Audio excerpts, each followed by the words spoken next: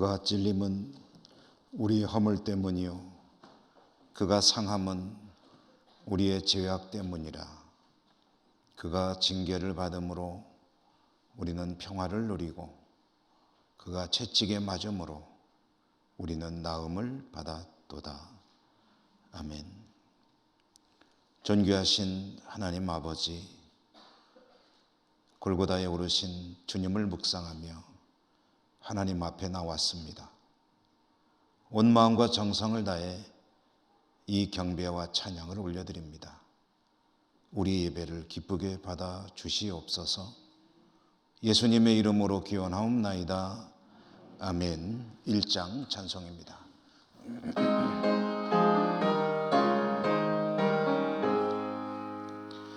만복의 근원 하나님, 온 백성 찬송 드리고 저 천사여 찬송하세.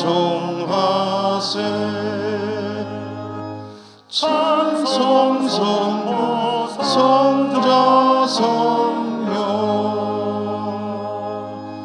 아멘.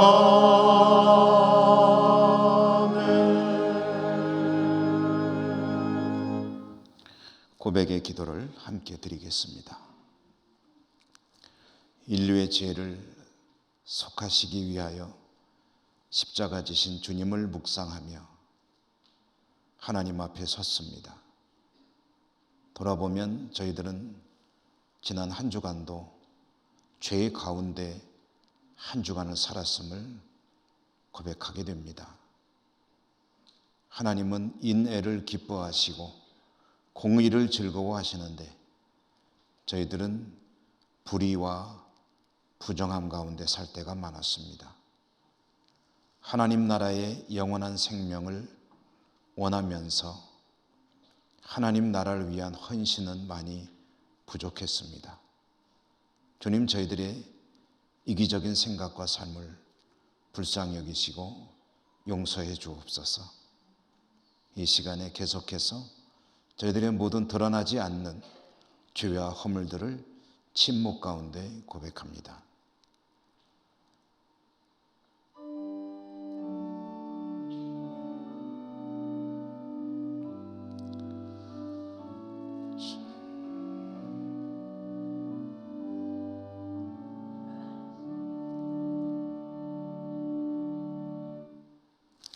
하나님의 사죄의 말씀입니다. 내가 넘치는 진노로 내 얼굴을 내게서 잠시 가렸으나 영원한 자비로 너를 긍휼히 여기리라. 내 구속자 여호와께서 말씀하셨느니라. 아멘. 성시 교독문 128번입니다. 사순절 교독문입니다. 나의 영혼이 잠잠히 하나님만 바라며 나의 구원이 그에게서 나오는도다.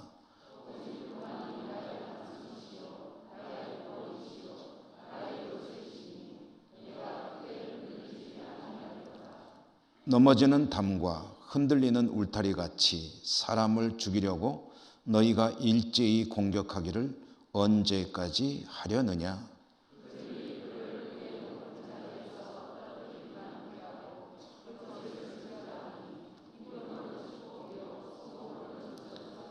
나의 영혼아 잠잠히 하나님만 바라라.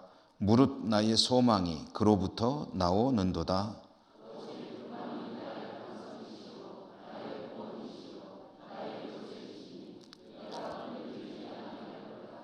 나의 구원과 영광이 하나님께 있으며 내 힘의 반석과 피난처도 하나님께 있도다.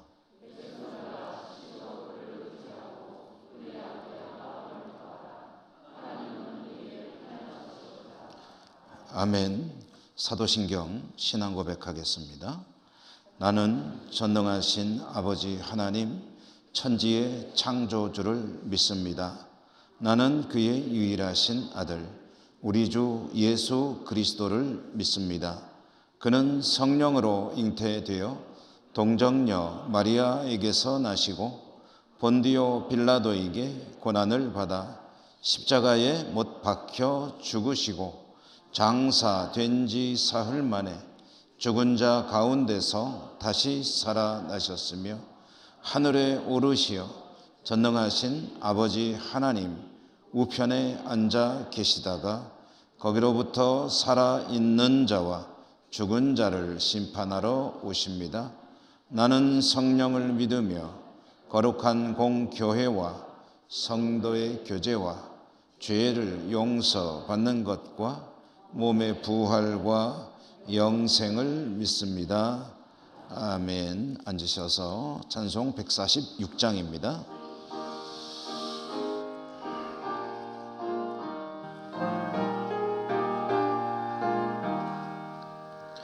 저 멀리 푸른 언덕에 그 십자가 위에 주 예수 나를 위하여 못 박히셨도다. 그 귀한 주의 사랑이 날 구원하시니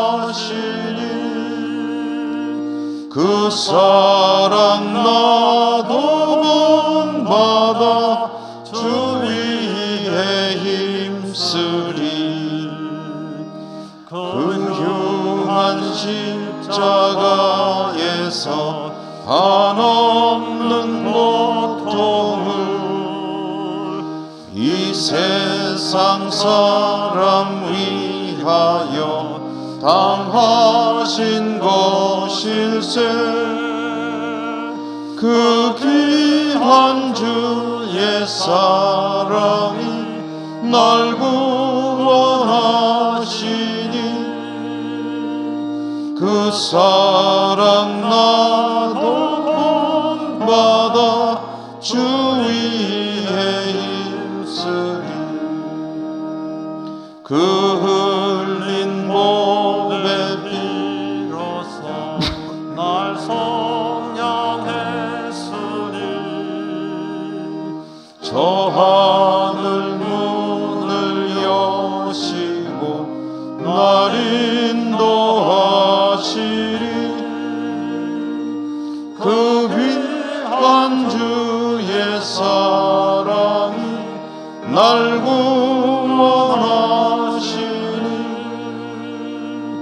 그 사랑 나도 본받아 주 위에 힘쓰리.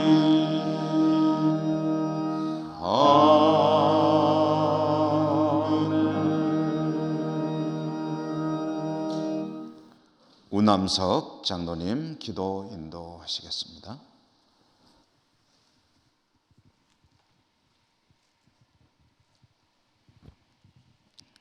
살아계셔서 지금도 역사하시는 하나님 아버지, 코로나 가운데 허중지둥 한 해를 시작한 지가 엊그제 같은데 벌써 봄을 알리는 기운들이 온 천하에 가득하여 저희들의 마음을 설레는 중에 거룩하고 구별된 주님의 날, 주님 전에 나와 신령과 진정으로 예배드리오니 기뻐 받아 주시옵소서. 오늘은 사순절 5번째 주일로 주님께 영광 돌립니다. 목숨보다 더 우리를 사랑하셨던 예수님의 사랑을 잊은 채 저희들의 삶을 주님 앞에 고백합니다. 우리 주님께서 골고다 언덕길을 묵묵히 걸으셨지만 결국엔 부활의 첫 열매가 되어 승리하신 것 잊지 않게 하시옵소서.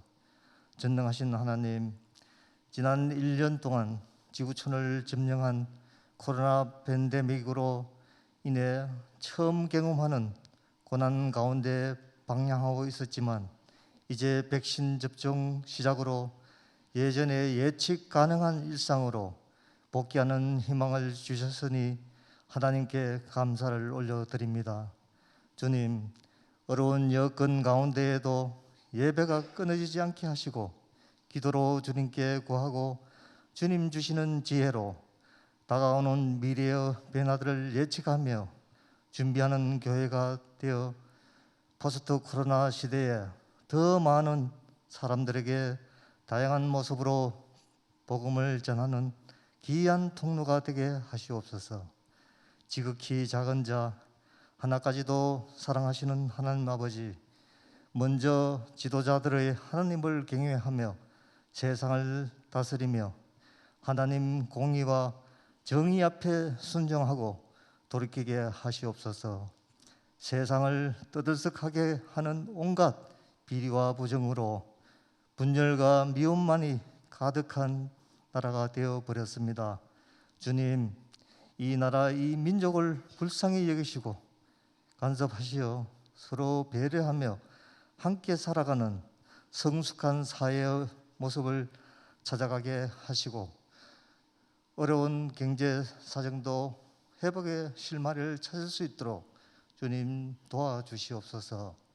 치유와 회복이 주관자 되시는 하나님 아버지, 마음이 아파하는 교우들에게 말씀으로 위로해 주시고 원치 않는 육신의 질병으로 고통 가운데 있는 한우들에게 주님 찾아가 주셔서 여호와 라파의 은혜를 누리게 하시옵소서. 우리를 세상 끝날까지 눈동자같이 보호하시는 하나님 아버지, 우리의 자녀들을 이 험한 세상 가운데에서 우리들의 능력으로는 그들을 지켜낼 수 없고 바르게 양육할 수 없음을 고백합니다. 주님께만 의지하오니 주님의 교양과 훈계 가운데서 자라나게 하시고 다음 세대 하나님 나라의 견실한 일꾼이 되도록 준비시켜 주시옵소서.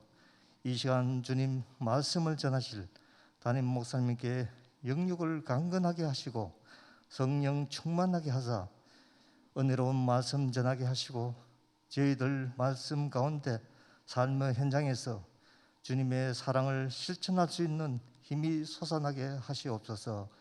각자의 자리에서 예배를 돕는 교육자들과 호사나 찬양대와 봉사자들의 수고를 기억하여 주시고 우리의 힘이요 소망 되시는 예수님의 이름으로 간절히 기도드리옵나이다.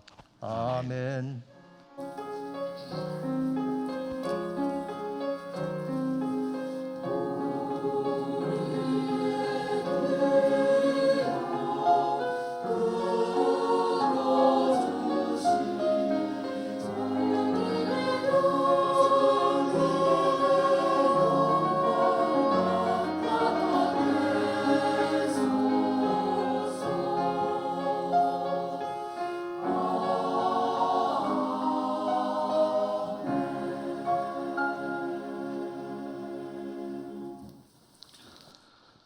오늘 하나님께서 주시는 말씀을 봉독하겠습니다. 신약성경 요한복음 12장 20절에서 24절까지입니다.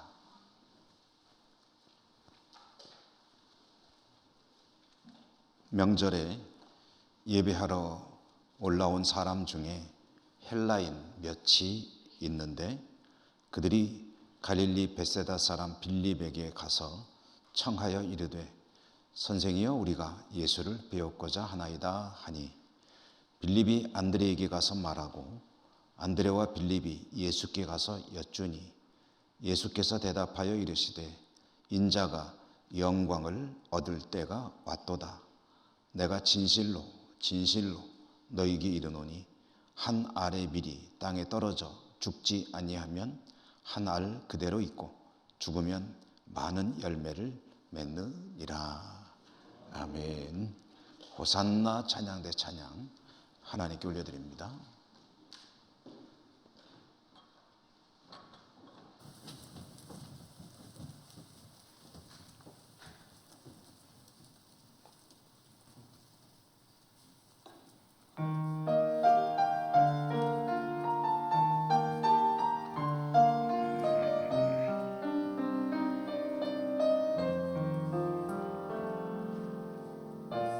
보이지 아니하시는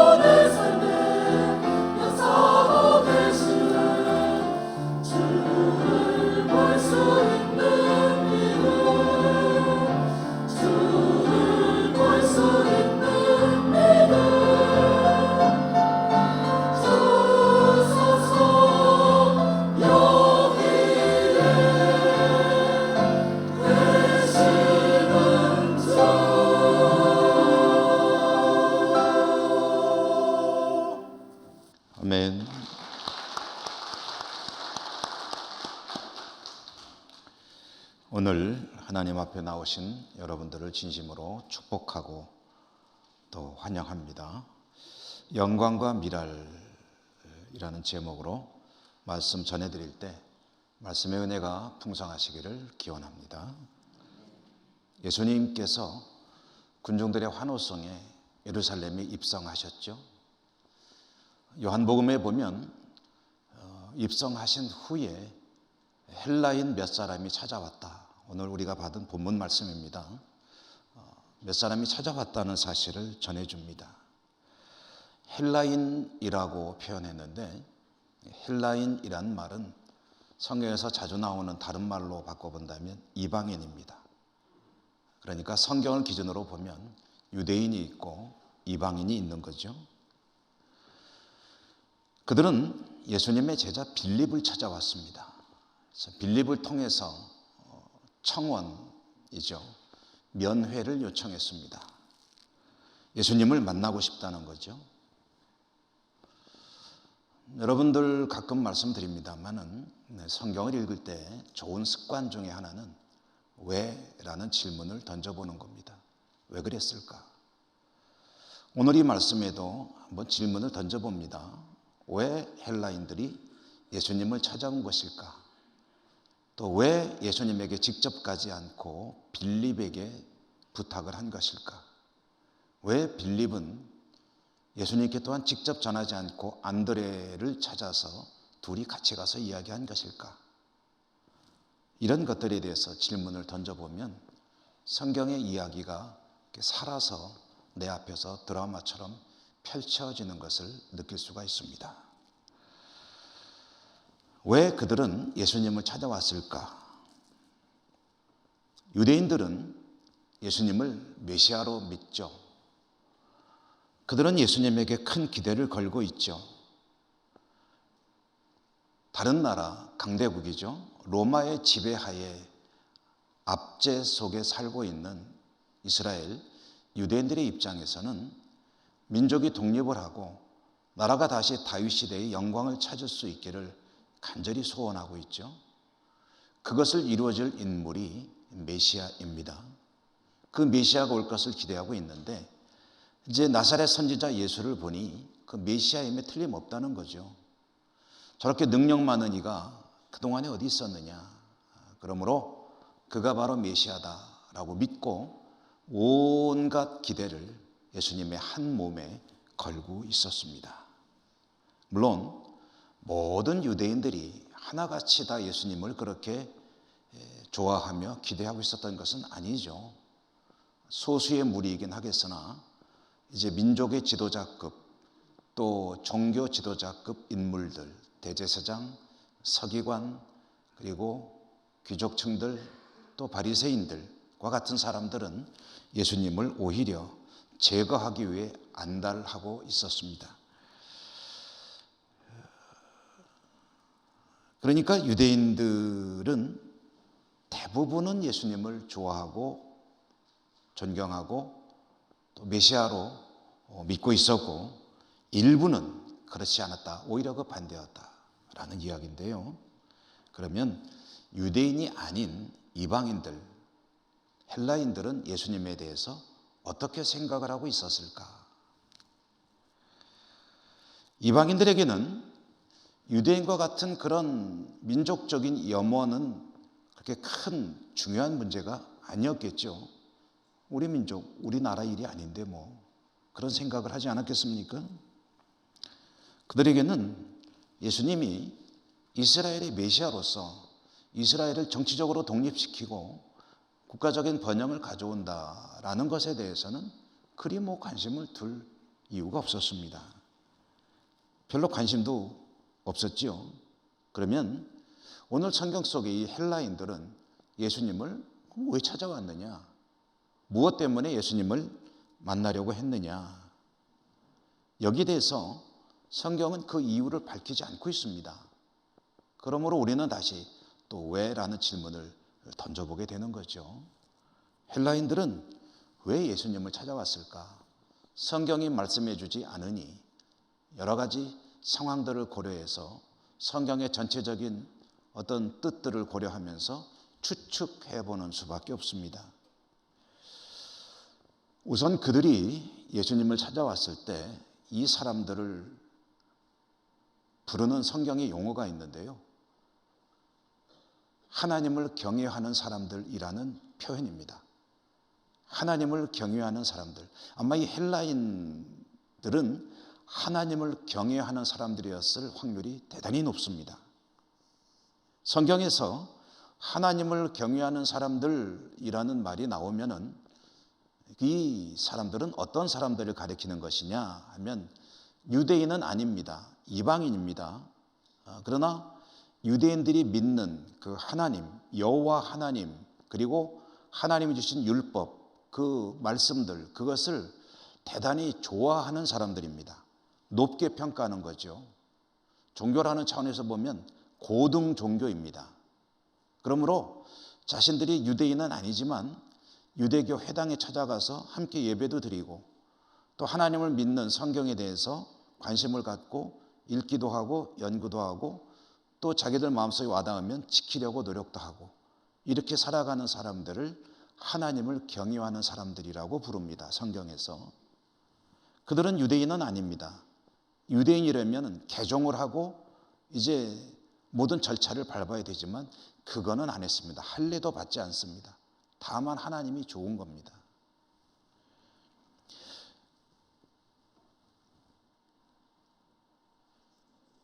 예수님을 찾아온 헬라인들, 그들은 하나님을 믿다 보니 또 회당 예배에 참석하다 보니 자연스럽게 나사렛 선지자 예수를 알게 되었을 것이다. 그리고 그의 가르침에 대해서 들었을 것이다. 예수님의 가르침에 대해서 회당에서 주어지는 그런 하나님 말씀 강론하는 것과 비교를 성경은 하고 있죠. 뭐라고 합니까? 예수님의 가르침은 권세가 있었다라고 성경이 말하고 있죠. 그들은 비록 유대인은 아니지만 날로 명성이 높아지고 유명해진다는 이야기죠. 그리고 유대인들의 어떤 존경과 흠모의 대상이 되고 있는 예수님에 대해서 관심이 점점 높아졌던 것으로 볼 수가 있습니다. 성경을 열심히 읽고 배우는 사람들로서 또한 성경이 예고하고 있는 메시아라고 유대인들은 믿고 있다는데 도대체 그분은 어떤 분인가 만나보고 싶었겠죠. 그러면 왜 예수님을 찾아와서 직접 찾아가지 않고 빌립을 먼저 불렀느냐? 그들은 비록 하나님을 경외하는 사람들이지만 엄연히 이방인입니다. 유대인들은 이방인과 사실 교류를 하는 걸 꺼려하죠. 그러므로 나사렛 출신 예수님 같은 선지자가 과연 아무런 거리낌 없이 우리 같은 이방인들을 만나줄 것인가에 대해서 자신이 없었을 것입니다. 그래서 누군가를 통해서 한번 부탁을 드리고 싶었을 터인데 예수님의 제자들 중에 보니까 이름이 빌립이라고 하는 사람이 있습니다. 이 빌립이라는 이 이름은 헬라식 이름입니다. 히브리식 이름이 아니고 유대인식 이름이 아니고 헬라식 이름이라는 거죠. 이것은 마치 비유하자면 이런 것입니다. 여러분 외국인이지만 예를 들어서 미국 사람이다 또는 일본 사람이다 또는 영국이다 이런 외국 사람인데 이름을 보니까 성이 김으로 되어 있다 아니면 이시 리라고 되어 있다 그러면은 무슨 생각하게 됩니까? 이 사람이 한국 핏줄인가? 그런 생각을 하게 되고 왠지 그 김이라는 그 글자 몇 개 때문에 친근감이 가잖아요. 이들은 예수님에게 부탁을 하기 위해서 제자들 중에 빌립을 찾아왔다. 아마 빌립이 헬라식 이름을 쓴 걸 보니까 좀 우리에게 잘 대해주지 않겠느냐 하는 기대를 하고 찾아온 것으로 보입니다. 빌립은 그런 부탁을 받고 보니 자기도 확신이 서질 않습니다. 예수님이 과연 이방인이 이 사람들을 만나줄 것인가 어쩌시려나 하다 보니까 자기도 확신이 안 서니까 안드레를 찾아가서 상의를 한 것 같습니다. 그러니까 빌립이 부탁을 받고 안드레와 상의를 하고 빌립과 안드레가 함께 예수님에게 가서 헬라인들이 선생님을 찾아왔습니다. 어떻게 만나보시겠습니까? 라고 이야기를 했다는 거죠. 뭐 이야기는 스토리는 대체로 이렇게 전개가 되었을 것입니다. 그런데 이제 그 이후를 보니까 성경을 읽어보면 그 예수님께서 이 헬라인들을 만났는지 안 만났는지에 대해서는 성경이 전해주질 않습니다. 헬라인들이 찾아와서 예수님 만나고 싶다고 했는데 빌립과 안드레가 일부러 찾아가서 전가를 해드렸는데 예수님이 그래? 그럼 들어오라 그래. 그래서 그들과 만나서 대화를 했는지 아니면 뭐 이런 얘기에 대해서는 전혀 언급을 하질 않습니다. 이것은 무슨 의미겠습니까? 예수님은 그들을 만났다는 이야기는 예수님께서 그들을 만났다는 이야기 또는 거절했다는 이야기 이런 것은 성경이 기록하지 않고 다만 빌립과 안드레가 헬라인들이 찾아왔습니다 라고 하니까 예수님이 하신 말씀만 기록하고 있습니다. 성경이 무엇을 중요하게 보느냐? 예수님이 헬라인을 만났느냐 안 만났느냐 그것은 그렇게 중요한 일이 아니라는 거예요. 그 소식을 듣고 그 보고를 받고 예수님이 하신 말씀이 중요하다는 거예요. 그러므로 그것을 기록해서 이제 성경에 남겨두었고 후대에 그것을 읽는 이들이 읽게 한 것이죠. 중요한 것은 그 이야기를 들은 보고를 받은 예수님이 하신 말씀입니다. 예수님께서 뭐라고 하셨나요? 오늘 우리가 받은 말씀 23절에 보면 안드레와 빌립이 찾아와서 그렇게 보고를 할 때 예수님은 이렇게 말씀하셨습니다. 인자가 영광을 얻을 때가 왔도다.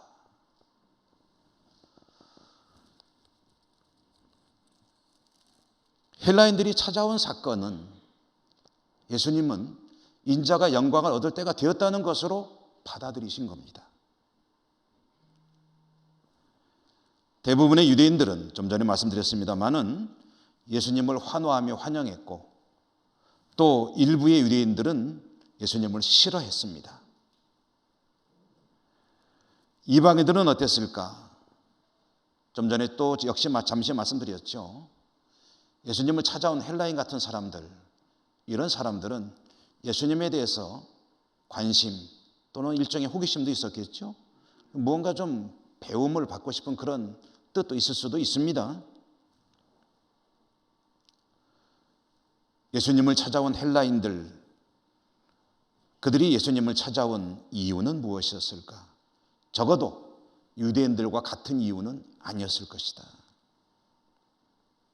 그들이 예수님을 찾아온 이유는 민족의 독립을 위해서, 국가적인 번영을 위해서 당신에게 기대가 큽니다. 이런 이야기를 하고 싶어서 온 것이 아닙니다. 그런 기대를 걸고 온 것도 아닙니다. 그들이 예수님을 찾아온 이유는 아주 단순 명료합니다. 우리가 성경을 통해서 여호와 하나님을 보고 배우고 그리고 그 가르침을 따르려고 하는데 그 가르침을 권세 있게 새롭게 해석하고 새로운 가르침을 주시는 선생님, 그분이 뵙고 싶었습니다. 가르침이 듣고 싶었습니다.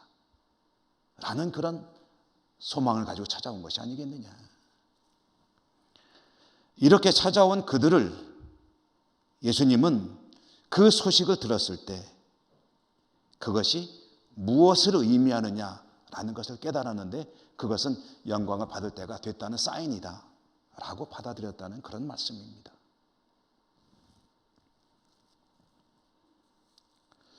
이방인들을 찾아오는 것을 자신이 영광을 받으실 때가 된 것으로 이해하신 예수님.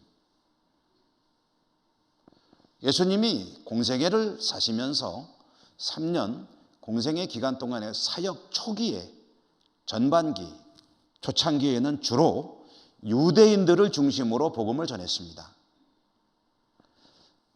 이런 일이 있죠. 제자들을 둘씩 짝지어서 전도하라고 파송할 때 그때 예수님께서 그렇게 말씀하셨죠. 다른 데로 가지 말고 이스라엘 집으로 가라. 이 말이 무슨 뜻입니까? 동족들에게 복음을 전하라 라고 해서 파송한 거죠.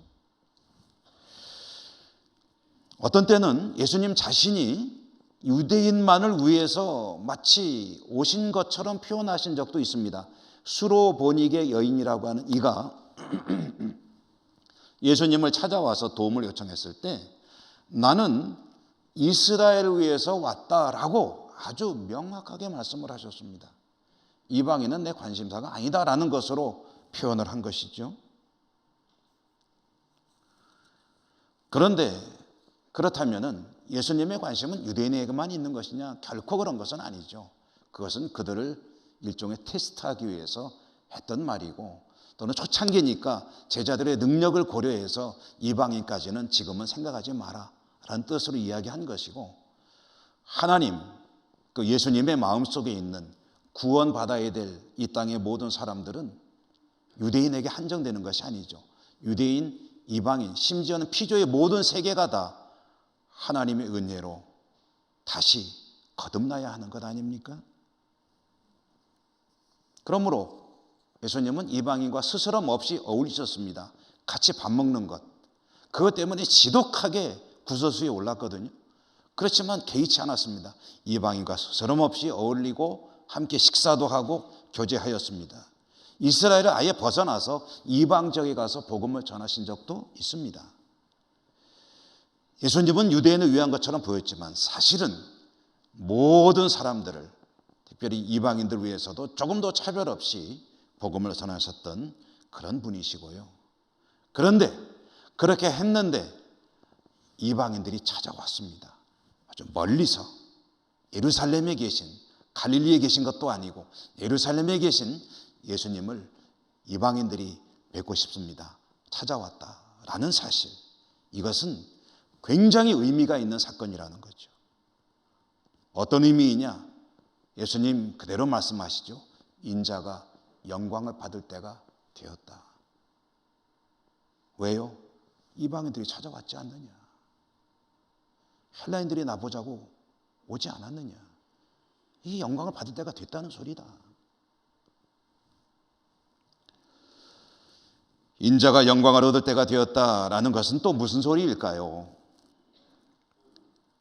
이것은 인류를 위한 하나님께서 계획하시고 진행하시는 구원의 역사, 그 구원의 역사의 하이라이트, 예수님이 십자가에서 죽으실 때가 되었다는 것을 이렇게 표현하신 것입니다. 십자가에서 죽는 그 죽음을 통해서 인자가 영광을 얻고 하나님께 영광을 돌려드리게 됩니다. 왜 그렇습니까? 그렇게 함으로 하늘 아버지의 뜻이 이루어지게 됩니다. 인자는, 예수님은 하늘 아버지의 뜻의 계획에 그대로 순종하여 스스로 십자가로 가서 자신을 못 박아 죽으십니다. 예수님의 이 죽음을 통해서 세상이 생명을 얻게 됩니다. 구원받게 되는 것이죠. 그리고 이 모든 일들을 통해서 하나님의 영광이 드러나게 되고 하나님이 영광을 받으시고 주님이 영광스러운 죽음으로 들어가게 되는 것이죠. 여러분, 영광이라는 말을 우리가 자주 하는데 이렇게 한번 비유를 해보고 싶습니다. 부모에게 있어서 영광은 무엇인가 라고 한다면 자녀가 부모의 영광입니다. 자녀가 부모에게 영광스러운 자녀가 되고 부모가 자녀를 통해 영광을 받고 이 영광이 드러나는 것,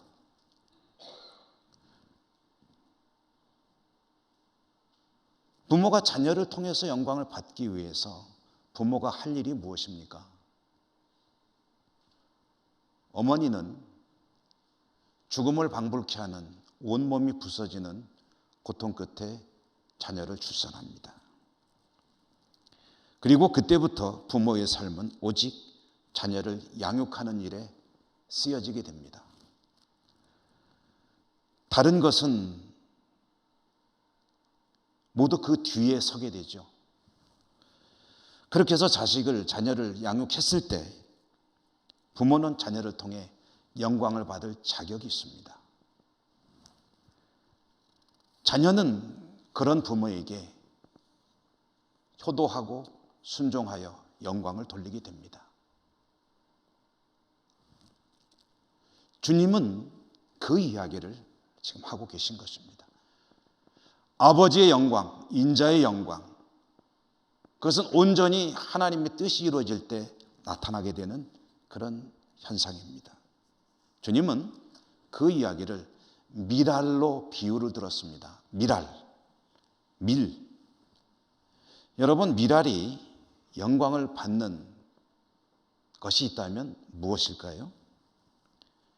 미랄이 자기에게 주어진 사명을 다하면은 영광을 돌려드리는 그런 존재가 될 것입니다. 미랄의 사명은 무엇입니까? 양식이 되어서 죽거나 또는 땅에 떨어져 새로운 알곡을 탄생시키는 것, 둘 중에 하나겠죠. 누군가를 위해서 양식이 되어 주거나 또는 땅에 떨어져서 거기서 싹이 나고 알곡을 많이 맺게 하거나, 이 두 가지 중에 하나를 하면은 미랄은 자기의 사명을 다하는 거죠. 이 두 가지가 뭐냐면 둘 다 한마디로 말하면 죽는다는 소리입니다. 섭취가 돼서 소화가 되거나 땅에 떨어져서 미랄로서 썩거나. 고대인들은 이런 알곡들이 땅에 떨어지면은 썩는 것이 곧 새로운 싹이 나는 것이라고 그렇게 이해를 했었습니다. 예수님도 고대인이니까 그 당시에 그 사고를 가지고 이야기하는 것 아니겠습니까? 미랄이 하나가 떨어져서 썩으면 거기에서 많은 알곡이 나오게 되는 것이고 그것을 통해서 영광스러운 모습이 드러나게 되는 것이죠. 그러나 썩지 않으면 하나 그대로 있을 것이니 그건 아무것도 아니다.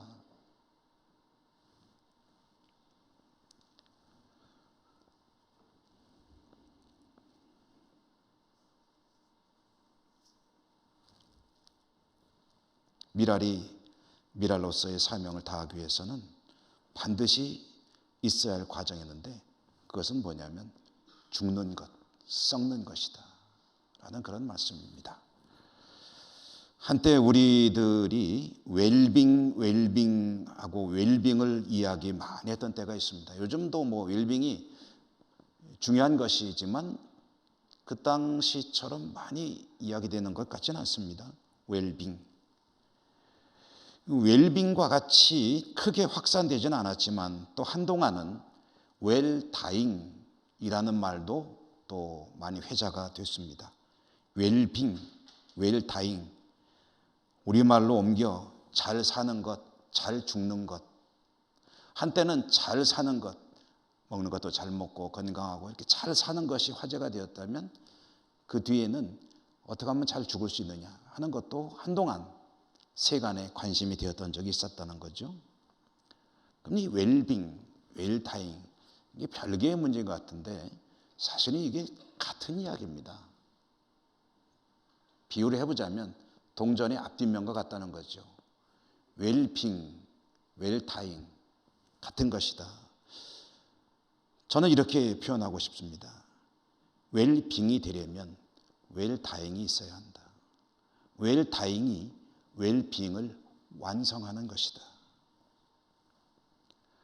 그러므로 여러분 사는 것과 죽는 것은 사실은 같은 것이라고 말해도 될 것입니다. 그래서 그런지 우리가 쓰는 용어도 보면 사는 것과 죽는 것은 자주 붙어 다닙니다. 생사, 살생 죽을사 같이 붙어 다니잖아요. 생사를 함께 했다. 생사가 누구에게 달렸다. 어디에 달렸다.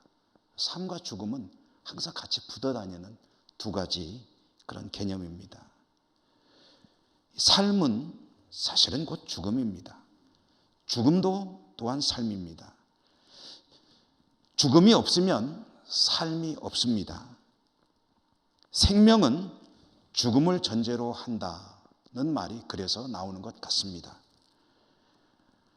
살기 위해서는 죽음이 있어야 합니다. 사람이 살기 위해서는 많은 것들이 죽습니다. 밀알도 죽습니다. 쌀도 죽죠. 양식을 비롯해서 많은 자원들이 죽음으로 인간의 삶을 서포트합니다. 동물의 왕국을 보면 저 아프리카의 초원에서는 생명체인 풀들이 초식동물에게 생명을 주기 위해서 죽습니다. 초식동물들은 그런 육식동물들에게 생명을 주기 위해서 또한 죽습니다. 다른 생명을 위해서 이 생명은 죽습니다. 생명은 죽음을 전제로 한다는 것이죠.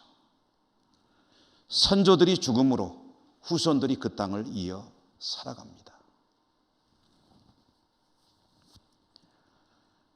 주님의 죽음으로 저와 여러분 우리들이 살게 됩니다.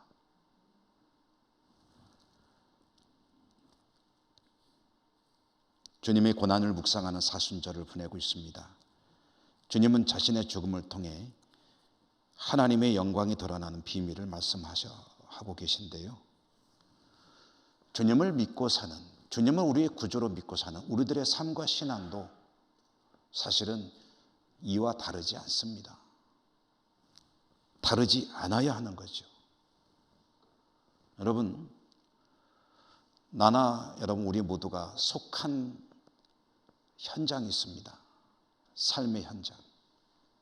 가정일 수도 있고 일터일 수도 있고 이웃들과 함께 더불어 살아가는 사회이기도 합니다. 교회도 우리가 살아가는 삶의 현장이죠. 그것이 어디든 그곳에서 만약에 내가 하늘의 미랄의 길을 택하면, 생명을 위해서 죽는 길을 택하면 놀랍습니다. 거기에 하나님의 영광이 드러납니다.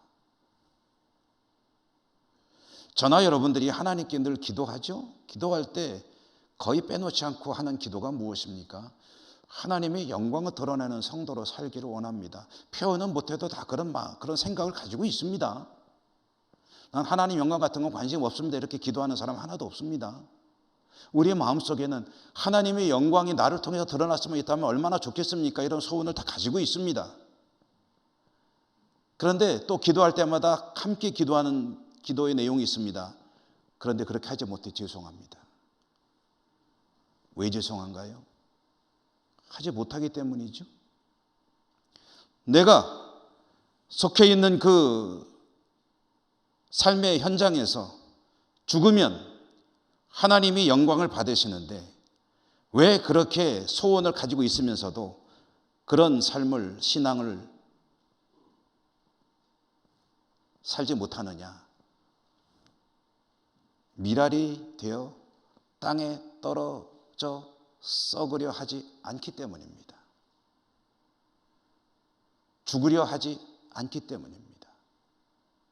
죽으려 하지 않기 때문에 하나님의 영광을 드러내고 싶은 마음의 소원이 있으면서도 그것을 못하고 매일 죄송합니다, 죄송합니다 하면서 살 수밖에 없는 겁니다. 위대한 믿음의 사람들, 그들이 누구든지 간에 거의 공통적으로 빼놓지 않고 가지고 있는 것이 있습니다. 그것은 그들이 미랄로 죽는 삶을 살았다는 것입니다.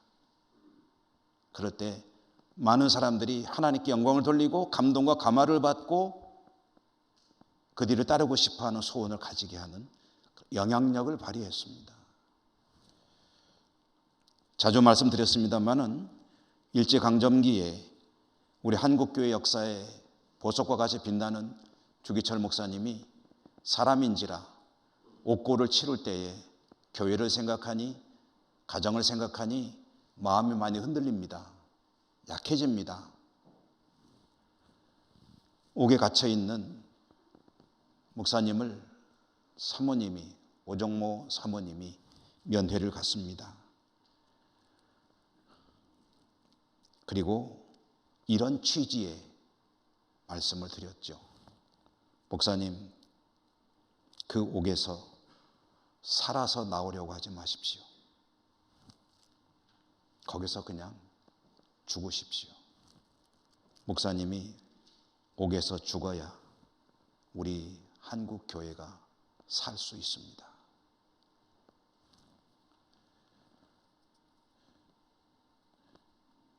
주님은 아버지의 뜻에 따라 십자가에 죽으셨습니다. 죽으실 때가 되었음을 이방인들이 주님을 향해 나올 때 깨달으셨습니다. 아버지, 영광을 위해 인자가 죽을 때가 되었구나. 인자가 영광을 받을 때가 되었구나. 찾아온 그들을 통해서 그 사실을 다시 한번 확인했습니다. 저나 여러분, 우리들이 바라보고 따라야 될 삶의 표적은 주님이시죠. 주님의 뒤를 따라 살아야 할 저나 여러분, 우리들이 결코 잊어서는 안 되는 것이 무엇이겠습니까? 주님이 십자가를 지심으로 영광을 받으셨다면 우리들이 우리의 삶의 자리에서 져야 될 십자가가 무엇일까요? 오늘 말씀을 통해서 한마디로 축약해 본다면 내가 죽는 것입니다. 나의 자아가 죽는 것입니다. 나의 욕망이 죽는 것입니다. 내가 추구하는 인간적인 것들이 죽는 것입니다. 그게 죽어서 땅에 떨어져 썩으면 거기에서 많은 열매가 맺혀지게 될 것이요, 하나님이 영광을 받으시고 선한 영향력을 끼치는 그런 하나님의 사람으로 살게 될 것입니다. 내가 죽을 때 그리스도께서 사시고 하나님의 영광이 드러나게 됩니다. 여러분, 사순절이 깊어가고 있죠? 다음 주면은 종료주일, 고난주일, 부활절이 다가오죠. 오늘 사순절에 우리에게 주시는 이 말씀이 그야말로 가슴속에 새겨져서 많은 열매를 거두는 그런 풍성함이 있기를 주님 이름으로 축원합니다. 은혜로우신 하나님 감사합니다. 그렇습니다. 하나님 영광을 드러내고 싶은 마음의 소망이 있습니다. 그러나 늘 또 하나님께 죄송합니다 라고 기도하는 것이 우리의 현실입니다. 땅에 떨어져 썩기를 주저하지 않는 담대한 믿음으로 축복해 주시고 저희들의 삶과 신앙을 통해 하나님 큰 영광 받아 주시옵소서. 예수님 이름으로 감사하고 기도드립니다. 아멘. 420장 찬송하시며 봉헌하시겠습니다.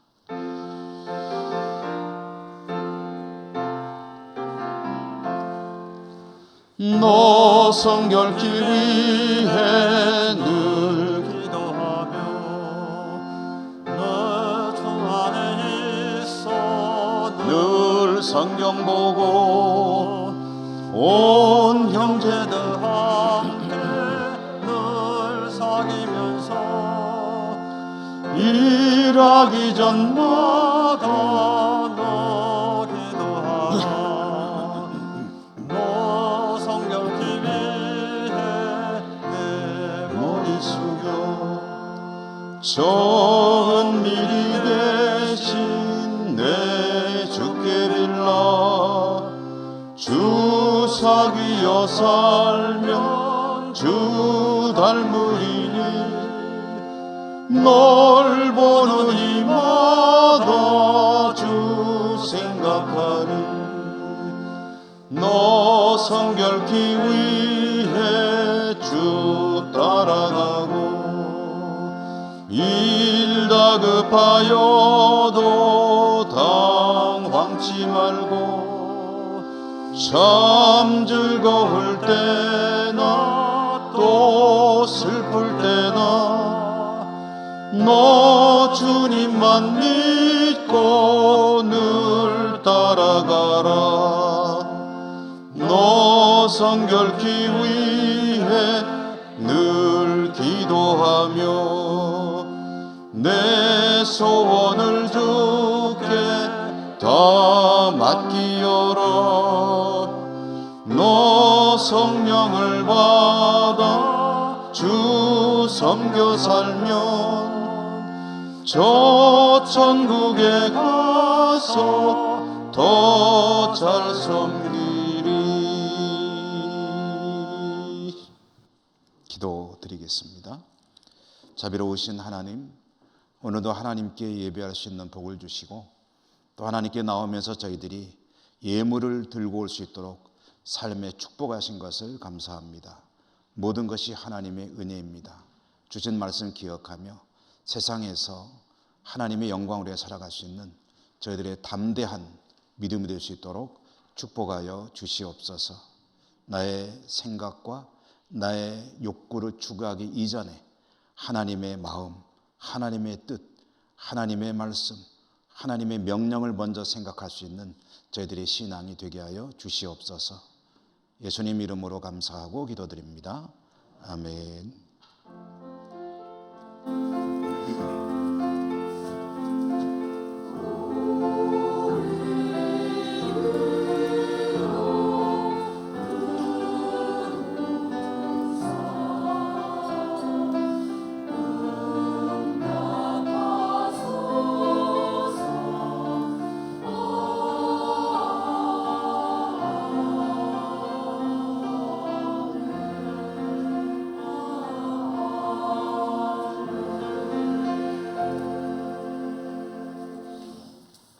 교회 소식 전해드립니다.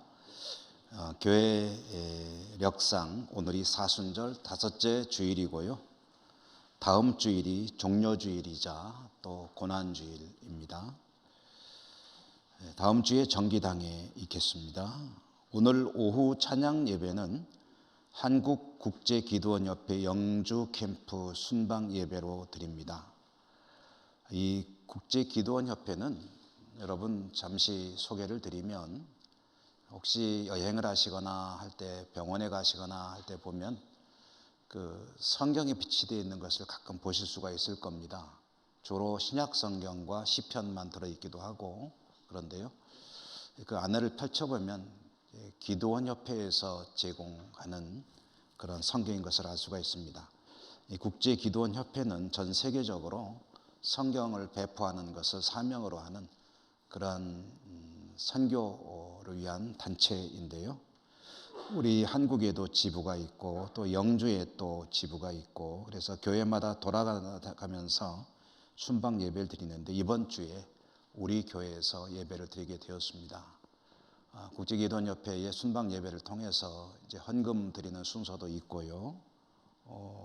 또 그런데요, 우리 요즘에 코로나 때문에 오후 예배에 많이 참석을 좀 잘 못하시고 하는데, 이렇게 예배 외부에서 오셔서 예배 드릴 때는 우리 성도님들이 좀 많이 오셔서 예배 참석도 해주시고 또 이 기도원협회 사역에 힘이 되었으면 하는 그런 생각입니다. 여러분 참고해 주시기 바라고요. 우리 곁에 계신 분들하고 인사하시며 일어나겠습니다. 사랑합니다. 축복합니다.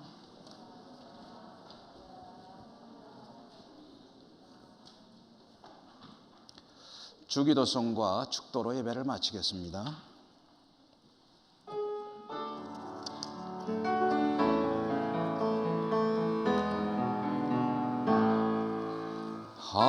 하늘에 계신 아버지 이름 거룩하사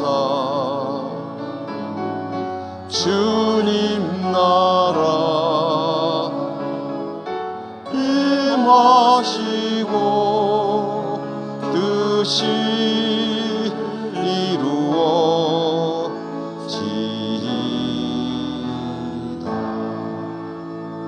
일용할 양식 주시고 우리들의 큰 죄 다 용서하옵시고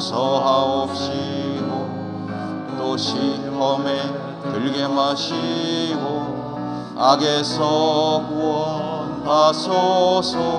대개 주의 나라 주의 권세 주의 영광